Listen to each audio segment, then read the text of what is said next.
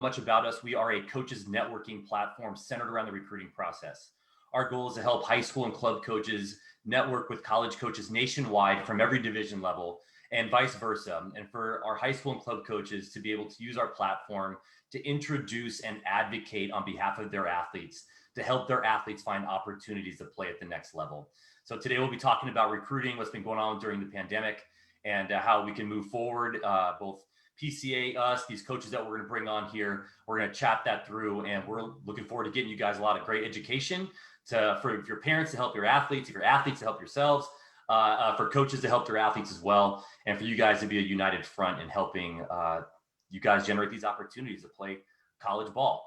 And again, I'm coming from San Diego. I'm from LA, coming from but I'm broadcasting here from San Diego, which is where we are located. And I'm a former college football player myself, not as big time of an athlete as Marti, but a former Division III football player. And looking forward to chatting everybody up today. Awesome. Now, Jason and I have the pleasure of leading this conversation today. And without further ado, I'd love to introduce our panelists. First, we have McNeill. She is the Brown University head women's soccer coach. Thanks for joining us. We also have Landry Kosmalski. He is Swarthmore College head men's basketball coach. And we have Tony Granato. He's the University of Wisconsin head men's ice hockey coach. So great panel, awesome experts here that have a lot to share with us today about the current reality of college recruiting. I'd love to just start off with each of you sharing, what are the main qualities that you actually look for in the athletes that you recruit? Kia, would you like to start? Sure. Thanks for having me, Marti. I think besides the soccer component in terms of the technical components and physical attributes that we look for, I think one of the mainstays for me and my staff is probably your work ethic, your coachability, and having a good attitude. I think those three things, if you come into the college game with those three things, I think along with the talent you have, I think you're going to have a pretty good career. But I think sometimes those things are things that you can control, having a good attitude, a good work ethic, and, just being coachable. Love it. Thank you for sharing. Landry, you want to go next? By the way, real quick, Marti, I just wanted to just quickly interrupt. For you attendees, there is a question and answer area. I think it would be best if you ask these questions towards the end. And so don't write them in now, jot them down on a piece of paper that you may have with you, and then ask those later so they just don't pop up throughout the seminar here. And then we'd be happy to, I know I'd be happy to answer those questions towards the end of this. Thanks, Jason. Yeah, I forgot to mention that. If you're listening in on Facebook as well, this is live on Facebook, feel free to put your questions in the chat box. We will save time for Q&A from the participants in the audience after we go through some of these questions here. All right, so Landry or Tony, who would like to go next? I'll jump in on that. Okay. Yeah, great answer, Kia, on the coachability and obviously work ethic and your attitude. All three of those things are really important components in any athlete. And I think when we're recruiting for college, the one component that we sometimes forget, because as coaches, you get all excited, you see a skilled player that has a great work ethic, and then he's got a super attitude, and you talk to his coaches and you say, oh, this kid's really coachable.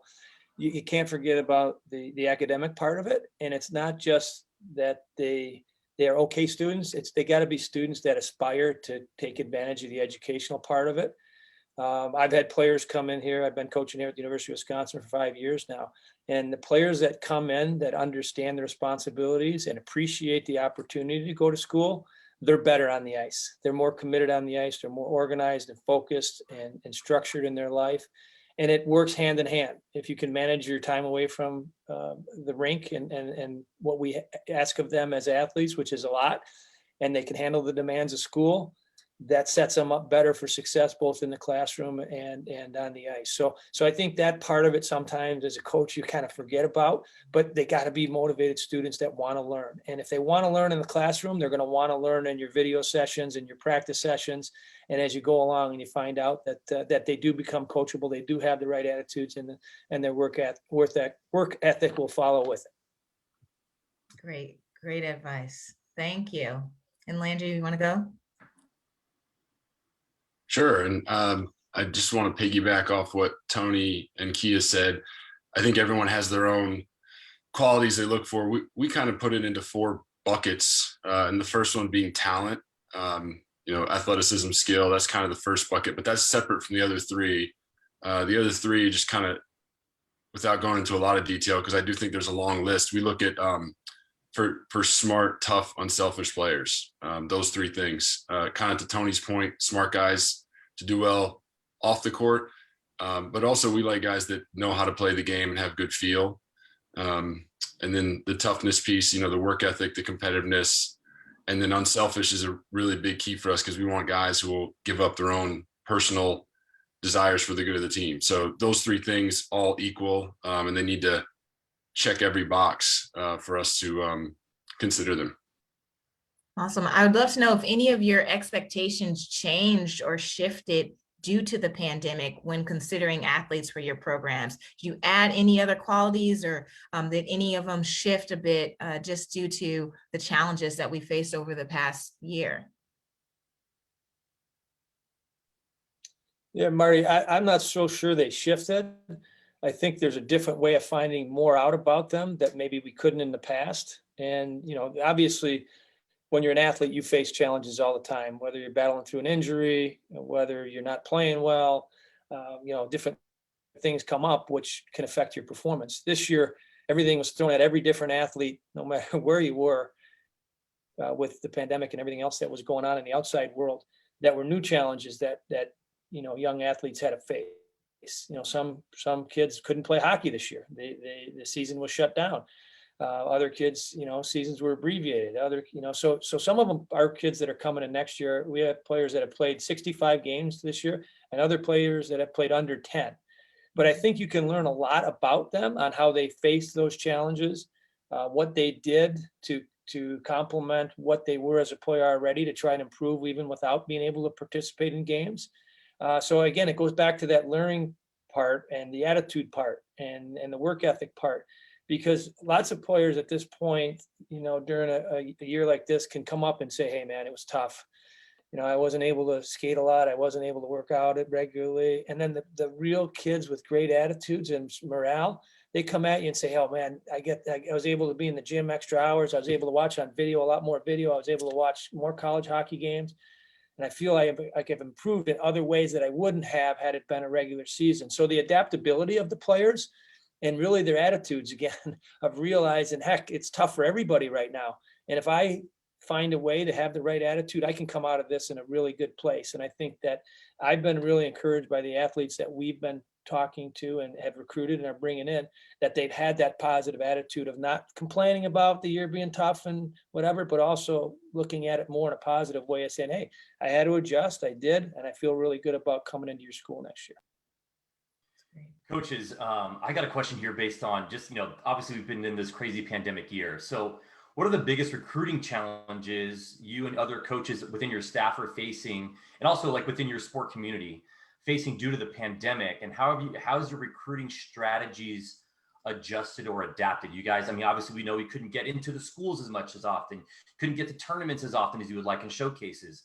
What are you guys doing to shift how you guys are able to still continue to bring in a recruiting class over this last year and a half or so?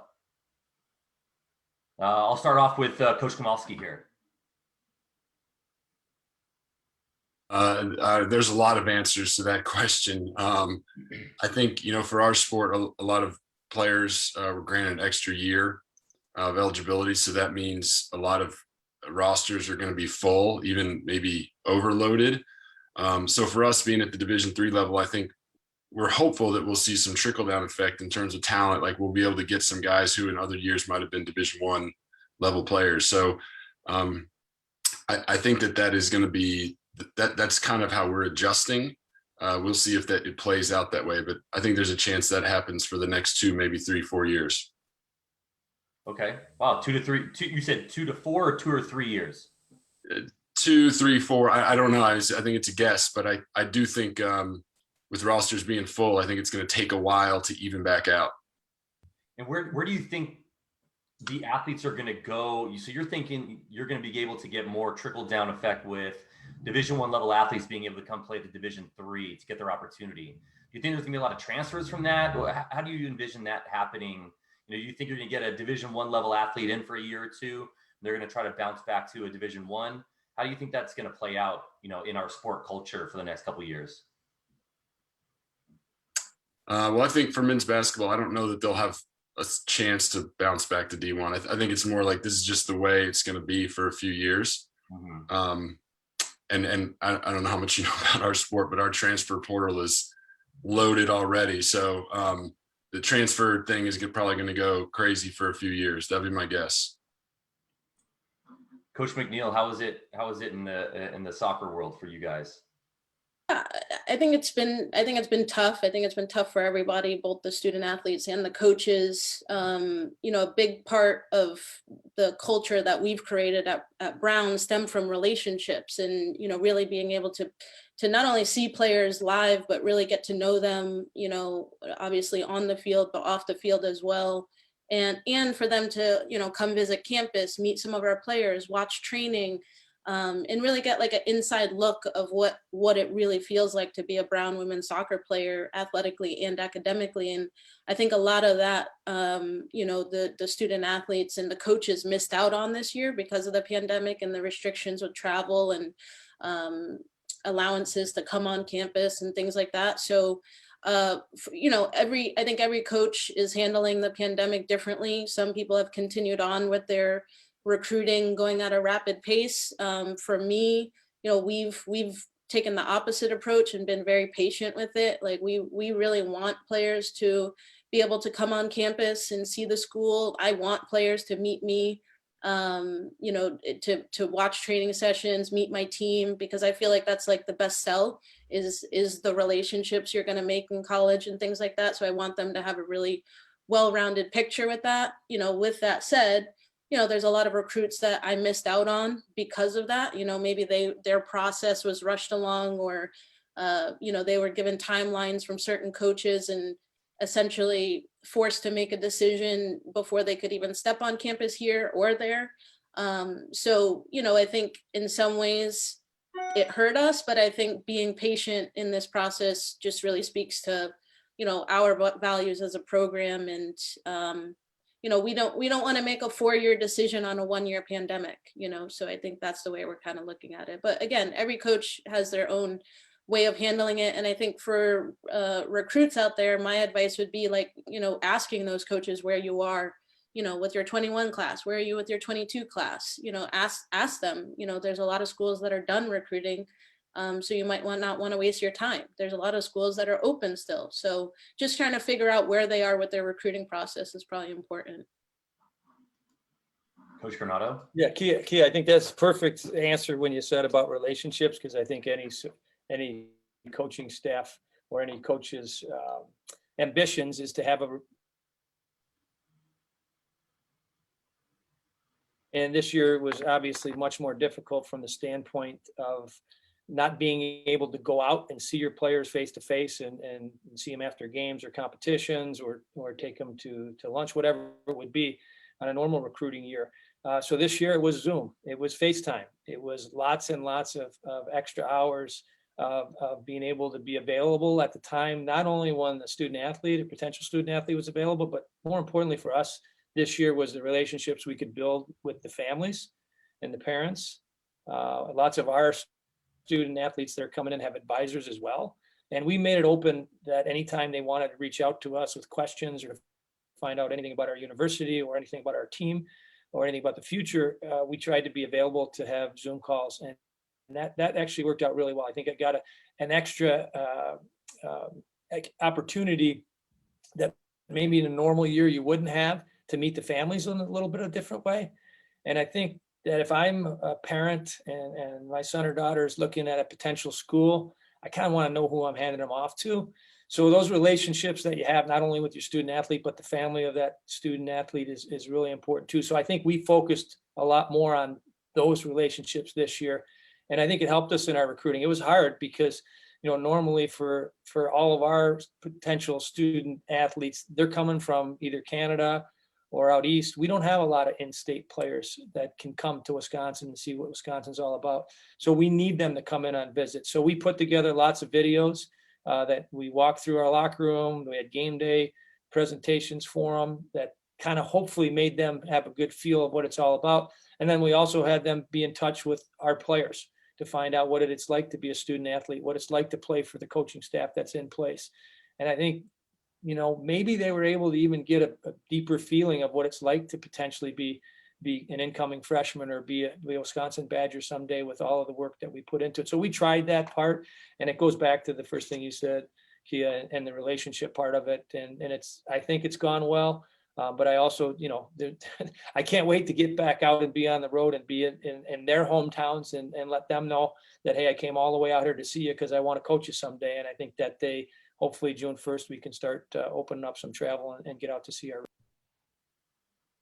Great, that's great. And I think that relates to when you talk about relationship building at Positive Coaching Alliance, we really want organizations and cultures to be a place where everyone feels like they belong and they feel safe, both emotionally, physically, psychologically, all the above. And I think, with the lack of school visits, not being able to just have that face-to-face interaction, how are you able to still connect with recruits and help them understand like who you are and your culture? Any advice you have for the coaches listening in on that, just to share how you can still connect, even if an athlete isn't able to visit that school or program? Yeah, I mean, I think kind of what Tony was saying, like this pandemic, it forced us to utilize Zoom or the phone probably a lot more than we normally would have. So I think that relationship piece and speaking with student athletes became a little bit more of a norm.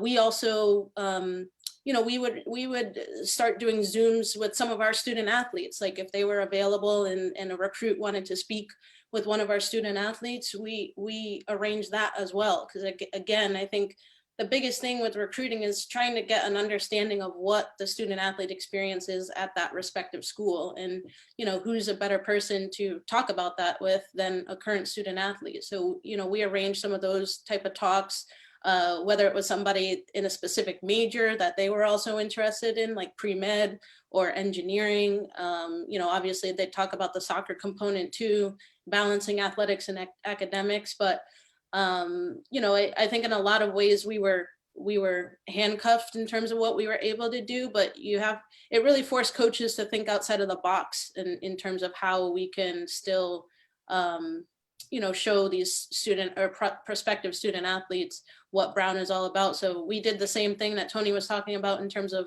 video of the campus, a video of our new stadium, trying to do highlight videos of our team, like all that type of stuff. So I think that's the way we tried to get creative.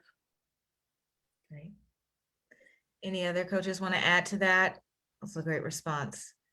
I guess technically I was a coach this last year as a high school head football coach. So I'll mention a little bit that I know that, and also as a field level employee, that our network saw more activity than we've ever seen in the last year. And it's because it's so many coaches creating relationships with each other.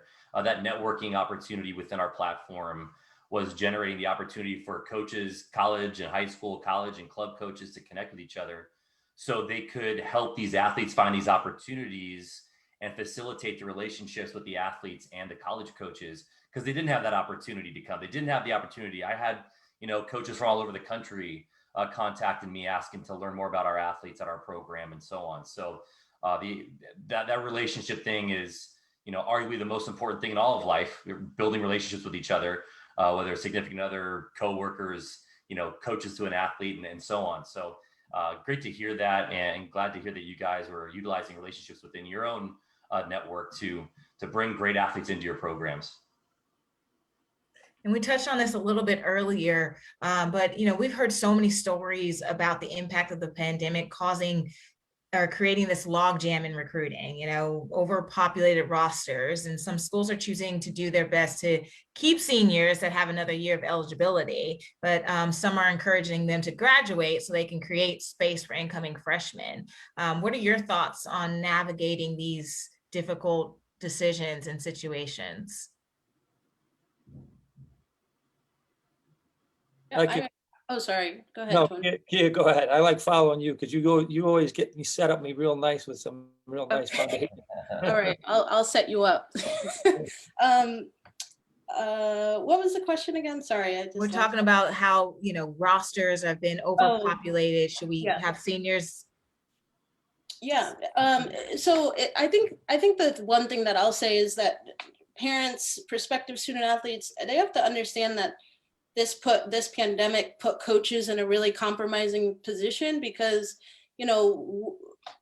Brown's not a scholarship school, but in a normal year, like you're promising out scholarship to the players, based on the graduating seniors. So, that money is being allocated out, assuming that you're graduating. Nobody could have predicted that this pandemic was going to happen. So I think coaches have been put in a really compromising position in terms of, what to do with their rosters. Like, do you still take those incoming freshmen? Some of those incoming freshmen aren't going to get the financial promises that they were given. Some of the graduating seniors might not be getting the financial promises that they were given, but I feel like some coaches are kind of handcuffed in that way. And if the worst case scenario is that we have inflated rosters, people just have to understand that that's just a product of what this pandemic is. And that might be the best case scenario, So I think sometimes just realizing that obviously this whole thing wasn't in our control. And if we could make things go back to normal, we would, but we can't. And it's going to take a few years for this to, normalize out a little bit. And yeah, I mean, I think that's the biggest thing that I would say is just like, it's a difficult decision. I think that coaches should let the players make the decision, but again, I'm not necessarily in that situation myself. Yeah, great answer again, Kia. What we did is we offered all our seniors an opportunity to come back, but we were really honest with them on where they would fit into next year's, plans as far as where they would be on the depth chart. I think that's, really important when you're speaking with future athletes that are coming in and your current athletes, is to be honest with them on where they are on your roster. And, there were some difficult situations where a senior that was going to be coming back to our team next year, I said, just flat out, based on the freshmen that are coming in, you're going to probably drop down on the depth chart. If you want to come back, I'd love to have you back. You're a great kid. You're a great teammate. I love what you've done for the program. So if you want to come back, your role will change a little bit, but, we want you back. And I think the honest part of just explaining to them where they fit in is the most important part of the dynamic, because our roster next year, normally we carry 26. We're going to carry 28, possibly 29.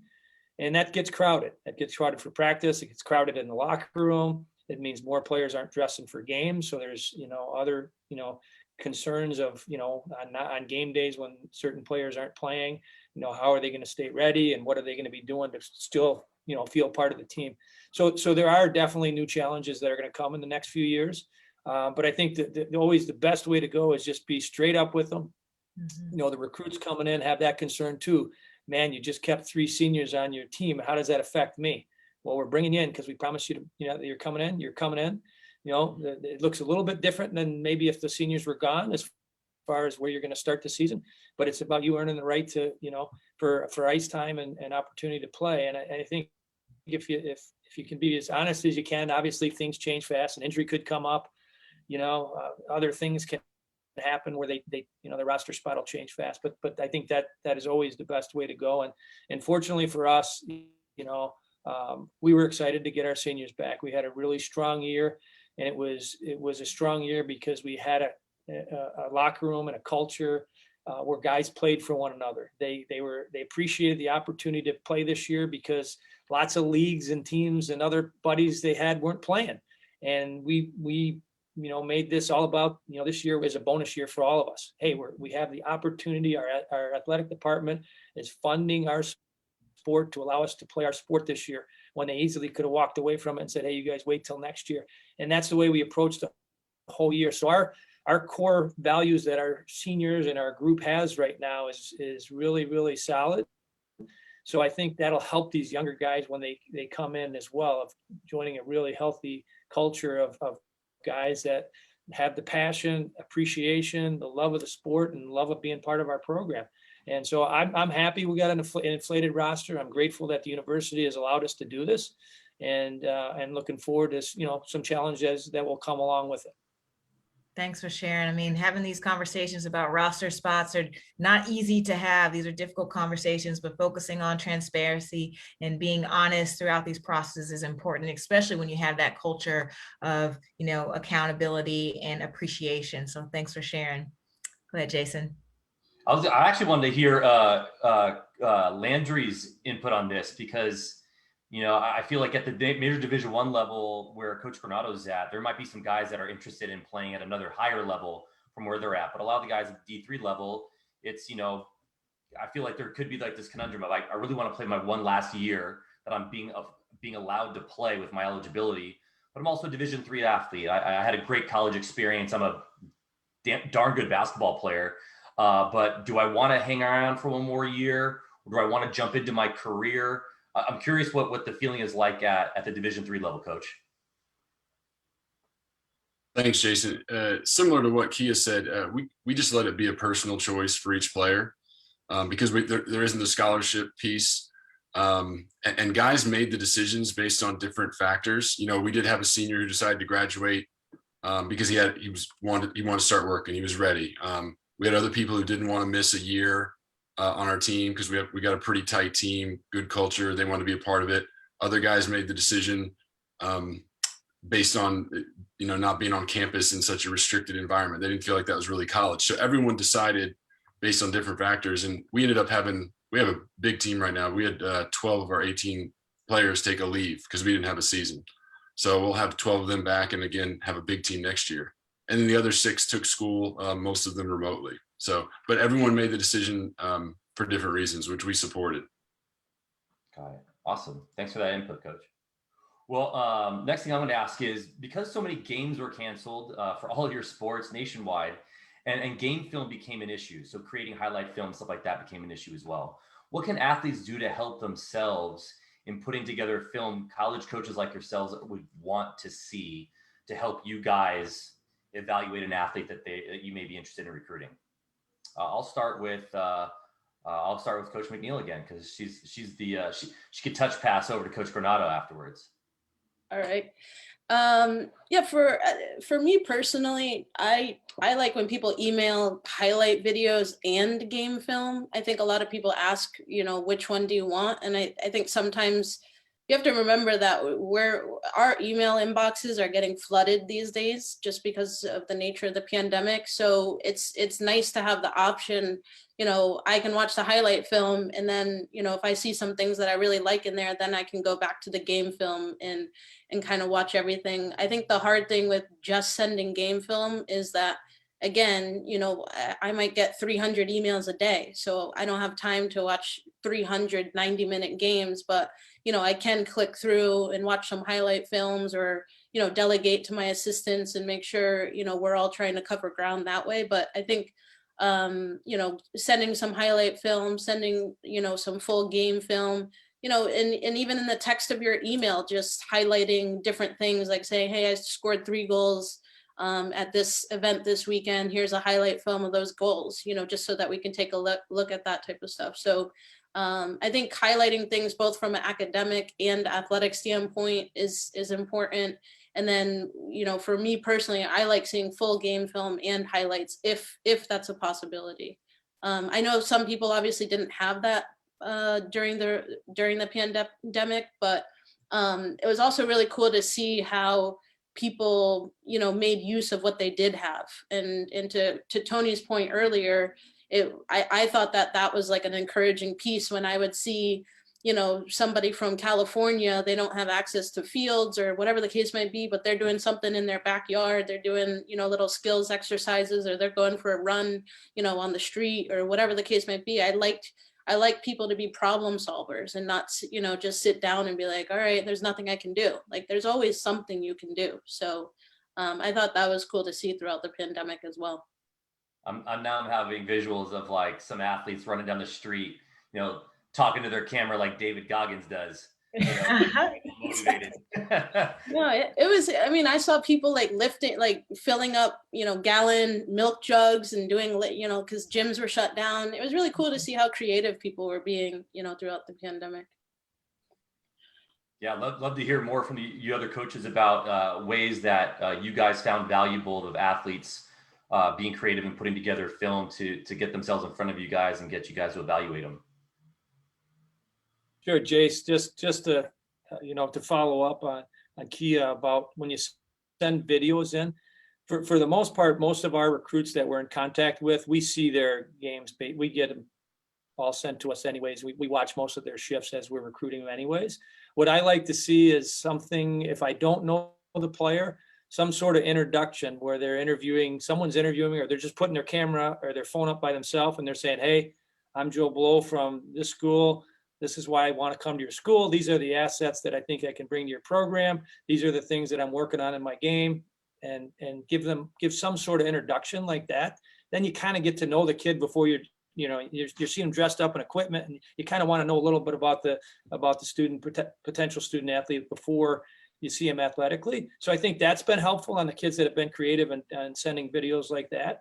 And then, you be persistent, check in with the coach, say, hey coach, I'm hoping I can go to school next year. Are you going to be able to have room for me, or, should I look elsewhere? And then, if there's a student athlete that asks us that question, again, be honest, say at this time we're full with next year's recruiting class. If you played a year of junior somewhere, it's possible that we would have room for you the following year.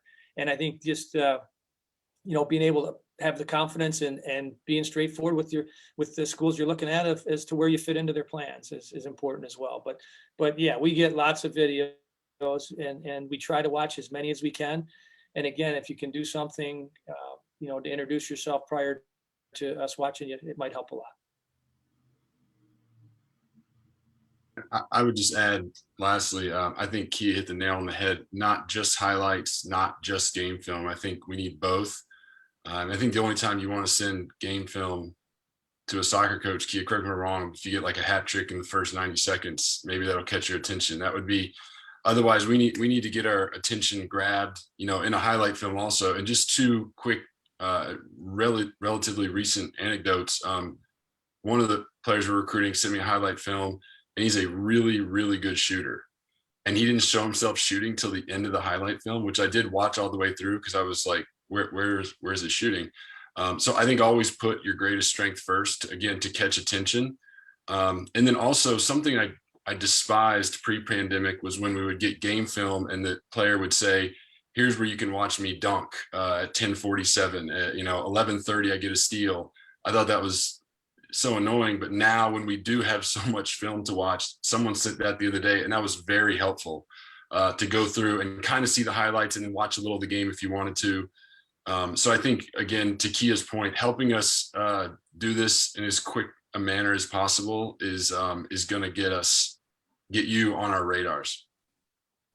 Awesome. Thank you. Yeah, I was actually talking to a Division I softball coach the other day, and she was telling me, when you guys are discussing, showing some personality, talking about yourself in the beginning, she said she had like a very spunky young woman who was doing one-arm push-ups while talking about herself. And she's like, I love this girl. As soon as I saw the intro to her film. So yeah, the introducing yourself in a creative way, I think, can really get a coach's attention.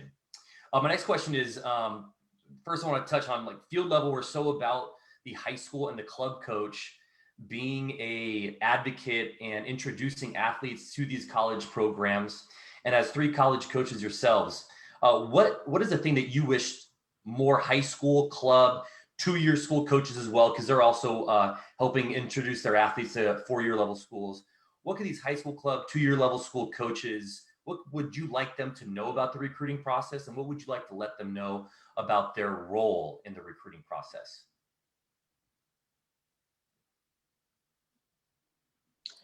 Yeah, I think that club coaches and high school club coaches play a vital role in the process, kind of connecting the bridge for players. I think one thing that I would say, especially, working at Brown in the Ivy League, I think there's a lot of club coaches who potentially close the door to a player, like they say, oh no, you know, or even if I call the club coach, they'll say, oh no, she's not Ivy material, or she's not this. But I go and do my own research and, you know, go get their transcript, and I'm like, wait, she's all A's and B's, she's perfect, you know. So I think sometimes, like, just, you know, let the process be open, you know, let them, like, there's a lot of student athletes who feel like they know, this is the school I want to go to, this is where I'm going. And so then the club coach is like, oh, you know, she's not interested in there, she's not interested in there. And then they go visit that school and they're like, actually, I don't want to be here, you know. So I think sometimes in the beginning, maybe club coaches can help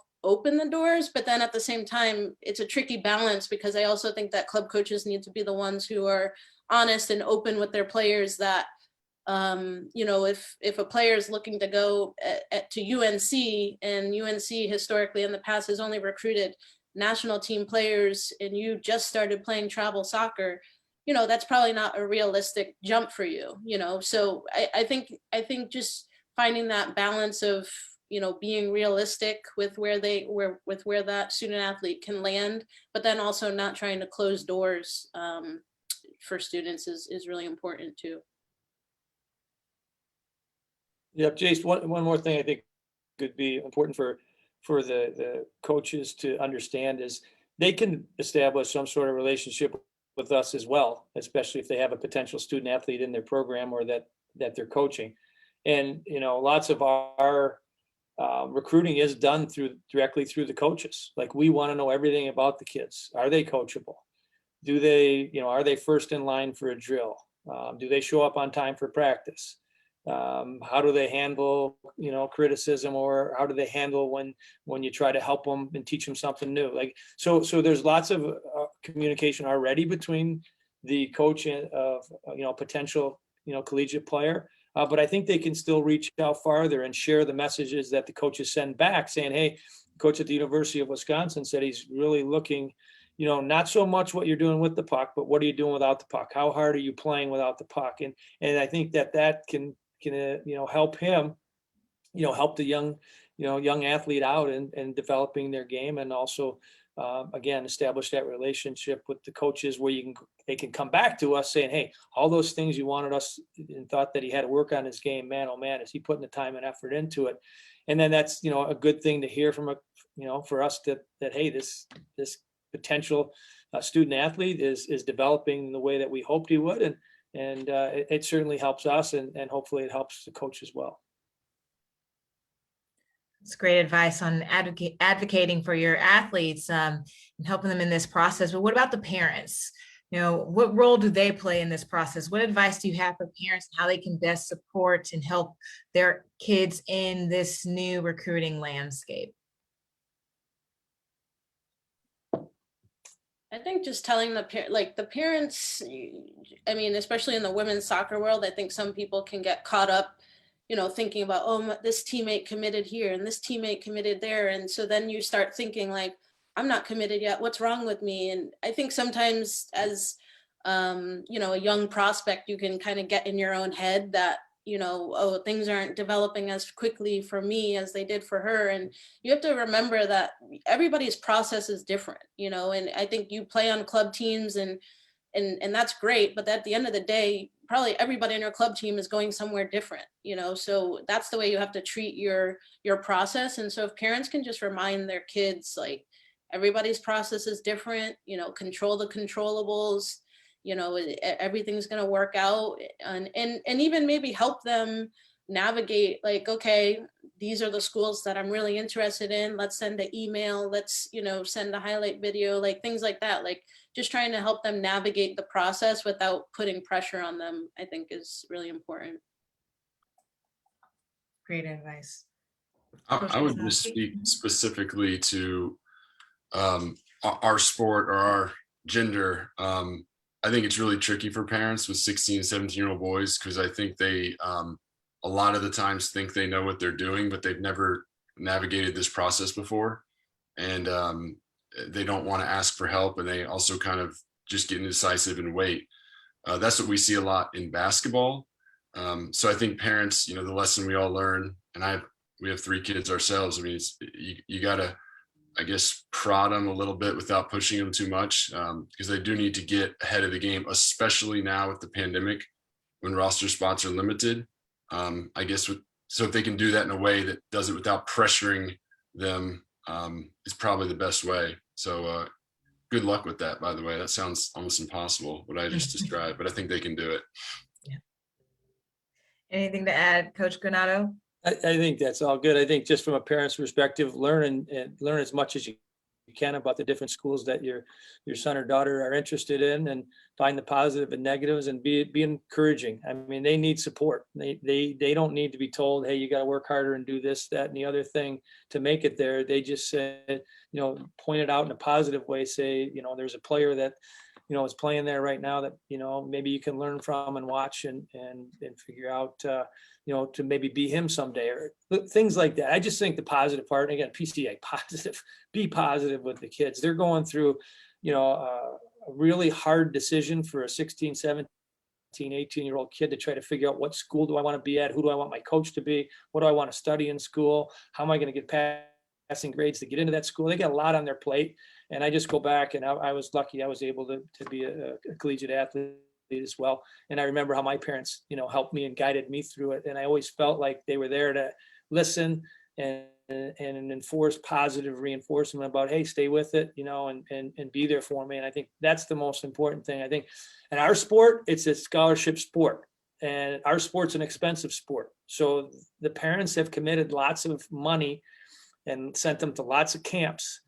And for them, I think there's a lot of pressure to say, okay, I put all this money in there. Hopefully someday I'm going to get a scholarship back for my kid to pay for his college.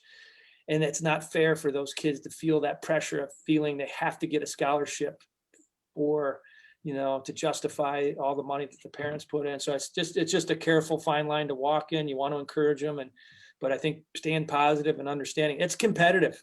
I mean, there's hundreds and hundreds of kids fighting for, 2 or 3 spots at one school and 2 or 3 spots at a different school. And it's finding the right school that's right for you. And like Kia said, everybody's path's a little bit different. Players that play our sport at 18 years old, very few of them are ready to come into college hockey after their senior year in high school.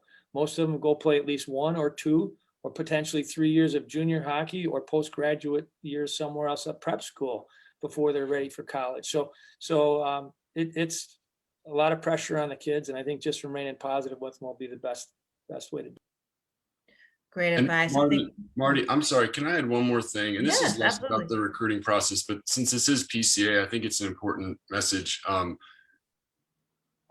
My son is 9. He really loves to play baseball. And one of the greatest tips I got, and I don't remember who told me, was just about how to support your kid playing a sport. Because to Tony's point, there's a lot of pressure sometimes. And especially as a parent like me who's a coach, I go watch him play baseball, and I want to tell him to not let the grounders go between his legs, but I bite my lip. And the advice I got was, after the game, just saying to your son or daughter, I love watching you play. And I think that message just kind of keeps them on fire for the game. It doesn't burn them out. And I do think when they get older, like 14, 15, 16, I think you can start coaching them a little bit if you are a coach, or you want to push them to better coaches. But I think that is really important for younger kids. And we see that in camps all the time. We just have to make sure our kids know that we love watching them play. And I think they'll do better in the long run if we do. Thank you for sharing that, Landry. That is spot on to our PCA message. As a parent, you should be a parent first. Your job is to really support your kids and fill their emotional tanks in this process, because it's not easy. But for those that are tuning in, I just want to thank you again for joining us, PCA and FieldLevel, putting on this conversation today about the recruiting process. And I see a lot of questions coming in from the audience. So now we'll open up to some of these questions here. We'll start asking. One of them is about coaches that maybe not be promoting their players correctly. Have you seen any coaches that have maybe showing some favoritism or even could sabotage the process? And how do you, decipher when that could be happening with some of these high school coaches? Well, I coached in high school for a while, and I remember we always told our students, when you're writing college, when you need college recs, go to the teachers you most respect, not the ones you like the most, because a lot of them didn't do a good job. So I think as parents, you got to help your children with that a little bit, figuring out, is their coach helping them? Either like, are they doing nothing? Are they doing the bare minimum? Or are they really good at it? And if they're not, I think you got to find someone else, a club coach, or even you as a family, just make sure you're reaching some coaches. It's unfortunate not everyone does it, but that is the reality. So I think as a parent, you got to be able to recognize that and help your child find someone who can help them. I know from all of our experience, both my experience coaching and with FieldLevel, is sometimes head coaches. So if you have a head high school coach or a head club coach, they're busy. They've got a lot of stuff going on, building a program, practice planning, coaching their coaches, fundraising, game planning, all these different things that they've got to do. And so sometimes, jumping onto a platform, maybe they're older and they may not be super tech savvy. So if you're an athlete on a program that maybe your coach isn't doing as much proactive work for you, find your assistant coach. Because I know I'm coming from a football background. I was a quarterback, I was a wide receiver. I was always really tight with my position coaches. And I'm assuming you guys might have that situation on your program as well, like where you're a head coach, you're overseeing things, but you've got some assistants that probably have a tighter, more personal connection, which is great. We want that for our assistant coaches and their position group. And so I would recommend that the athletes and parents try to connect with their position coaches or their coordinators or another assistant on staff to be their advocate. And again, of course, being with FieldLevel, jump on FieldLevel, get their profile going, be able to connect with coaches around the country in their sport, and then advocate and introduce their athletes to those college programs. And that can alleviate some of the pressure off of the head coach, and also at the same time help the athlete find these opportunities. So that's where I would come from on that answer. Great advice. Here's a quick one. How long on average should a highlight film be? I would say about 4 or 5 minutes tops. Anything longer than that, we might drift off a little bit. But again, kind of to Landry's point earlier, make sure that you have something to grab our attention in the beginning. Highlight your strengths in the beginning of the video. Great advice. And a lot of people are asking about social media and how that plays a role in the recruiting process. Any thoughts on handling the social media aspect of things and how much you lean on social media when you're recruiting? I'll take a stab at that one. I think it's become a place where when a recruit comes in, I want to know everything about them that I can. And that's through their coaches, it's through their teachers, it's through their teammates, and it's through social media. So I just be careful and be aware of using the platforms and how you come off and how some people might perceive what you say or what you do on it. And so I do think that's important. When our student athletes get here in September, we will have a meeting about that, where we'll talk about, some social media, either a tweet or something that they put out 5 years ago that they probably regret putting out now. And so I think it's just being aware that everything you do and say and put out there social media wise is going to get back to the coaches, because we are trying to know everything about you before you do get here. And so just that would be my I like this question a lot, because we hear a lot of it at FieldLevel in general, and we've all probably dealt with this in our sport worlds. In the light, and because recruiting is light right now, there's all these camps and showcases being offered nonstop. All of our sports have this. Parents are wanting to know, and I again, we get this a lot at FieldLevel and in my sport of football.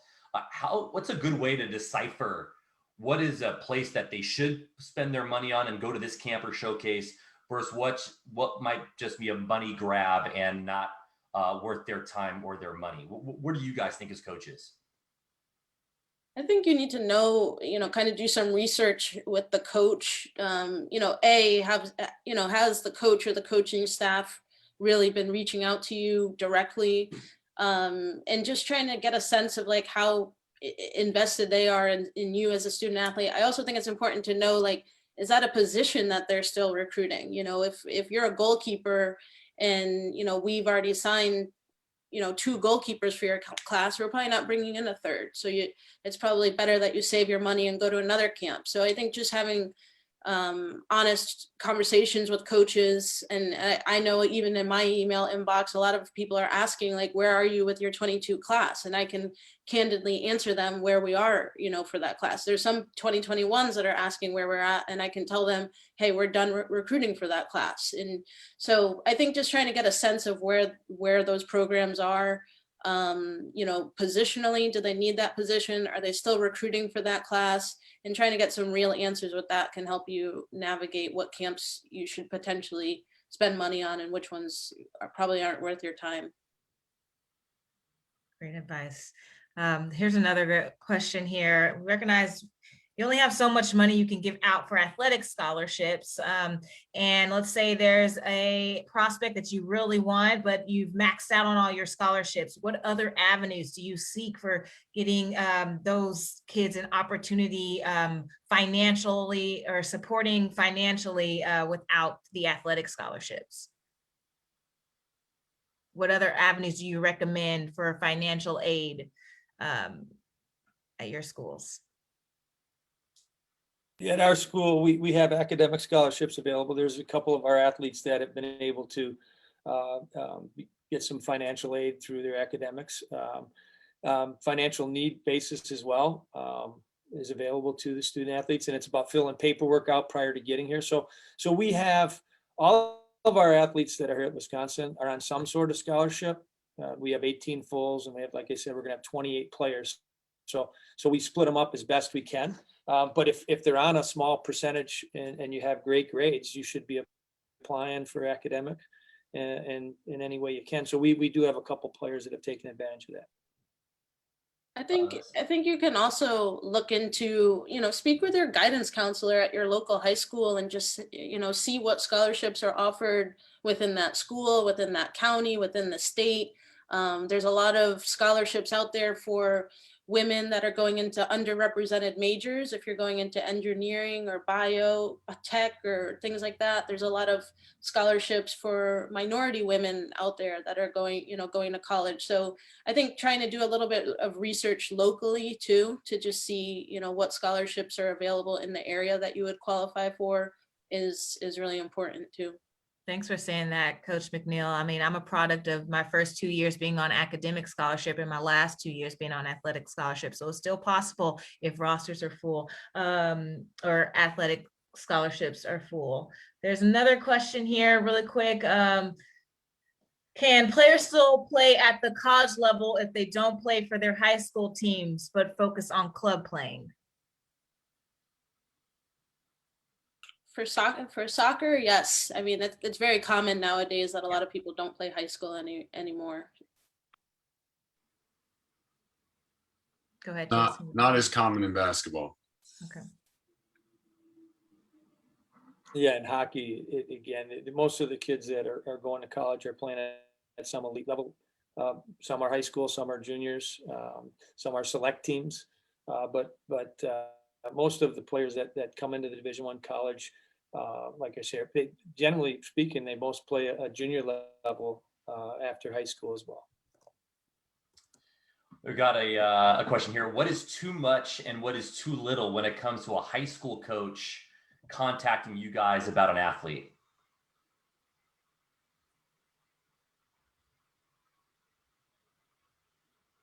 I'd rather have too much than too little. Okay. So if I'm tired of them calling, I'll say, hey, thank you very much, or I'll let it go to voicemail and I'll send them a text back. But I want to know, like I said earlier, the more I know about the potential student athlete, the better I have and the better decision I can make. So the relationships that I have with the coaches that the kids that I recruit, they're in my phone, they're in my speed dial. I'll check in with them lots. And so if they come up and say, hey, a player that you're looking at, was able to do this or improved so much in this area, I want to hear about it. Yeah, and I will just piggyback is just take whatever we say, whether it's positive or negative for that player, like make sure that you actually pass it along. Because I think sometimes coaches don't want to, we'll be honest about where we are with that recruiting or where we see that player fitting in with our team or not fitting in with the team. And I don't think always that message is relayed. So I think sometimes, just trying to relay that message or allow us to do it ourselves, like I think is important too. That's great. We're getting this question a couple of times. How much do test scores play a role in this process? Well, one of the changes with the pandemic, a lot of schools have gone test optional, like high academic schools like ours, which was a big change. So I don't know if right now for the next year or two, test scores are going to be as important, but I would still encourage everyone to take them and do what you normally do, because if you do get a good test score, that could separate you from others.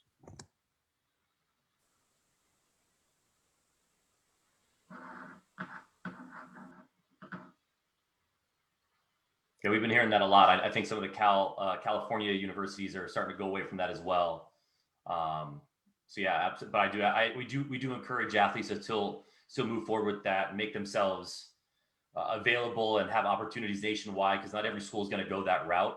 And hopefully they're going to move forward with continuing taking those tests until it's no longer necessary for all the universities, and so they can continue giving themselves as many opportunities as they can to play next level athletics.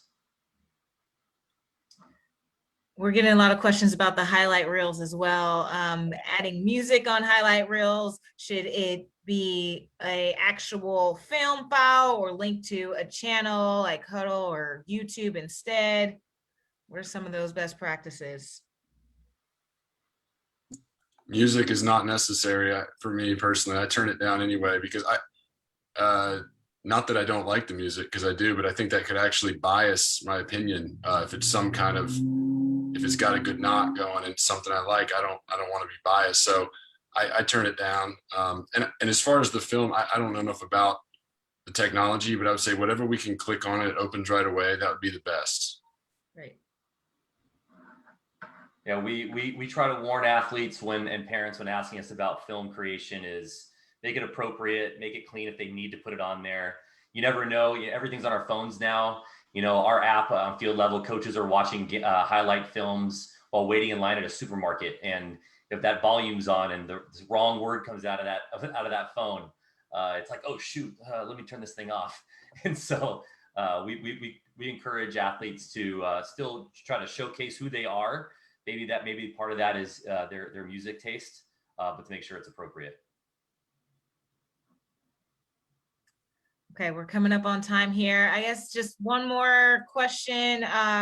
Just how do you think this last year is going to change the future of recruiting moving forward? If everyone can just give their advice here, what we should just all keep in mind moving forward when it comes to the world of recruiting. I think for us as coaches, it's given us a lot of different ways that we can connect with our recruits in the future. I didn't even know what Zoom was a year and a half ago. Now I feel like I'm a pro at Zoom. So, utilizing this type of platform is great. And then I think even for the student athletes, both the collegiate student athlete and prospective student athletes, like, them being able to adapt and make it through this pandemic, like hopefully, you don't take your sport for granted. Don't take your coaches for granted. Don't take your teammates for granted, because those are things that are all stripped away from us, in a moment's instance. So, love it. Every time you step out on the court, the field, the ice, embrace it. Love every moment of it. I agree. I think there were lots of positives that came out of what was a pretty dark year. And some of those positives should be just kept in the way we think and appreciate, like Kia just said. I mean, I'm grateful for the fact that we played hockey this year and I got to see our student athletes jump on the ice. We had no fans. Normally we have, you can see in the background, normally we have 10 to 15,000 fans in the seats. This year they played in front of 10 scouts or 15 scouts, and second half of the year their parents got to come in the building. There were 40 people in the building. It didn't bother them. There was a puck on the ice. There was another team, and the game of hockey was being played. And it kind of brought back that youthful spirit of why we play the game. And I think we got to carry that in. And when I get into next year's team, we're gonna harp on the same values that we had in this year's locker room of the appreciation, the love of our sport, the passion, the brotherhood that we have with our teammates, and respect that we have for one another in our game. So I think that this year, for as hard as it was for so many of us, there's so many bright things that came out of it, little life lessons that we got to keep fresh and keep in our locker room. And that's kind of what we're going to try. Yeah, I think a common coaching theme that we all use at different times is if you have the right mentality, you get stronger from adversity. So this was obviously these were adverse conditions, and to Kia's point, I think it's enhanced our recruiting ability. We've learned some new tricks, and I think if it is a little more crowded on rosters, I think that'll just make prospects a little more creative and a little more show a little more urgency. And I think they'll figure out ways to get exposure and be seen. Great advice. Well, we are at the end of our hour here, and I just want to take a moment to appreciate all of our panelists today for all the expertise and insights they provided us with this amazing conversation. Thank you to our partners at FieldLevel for co-hosting this webinar with us today. We have recorded this session, and we will be sending out the recording to all of those who have registered. But thank you for joining us live, and thank you for your participation. We are including in the chat box how to connect with PCA and FieldLevel Beyond today. And we appreciate your time, and we'll see you at our next webinar. Thanks, Marti.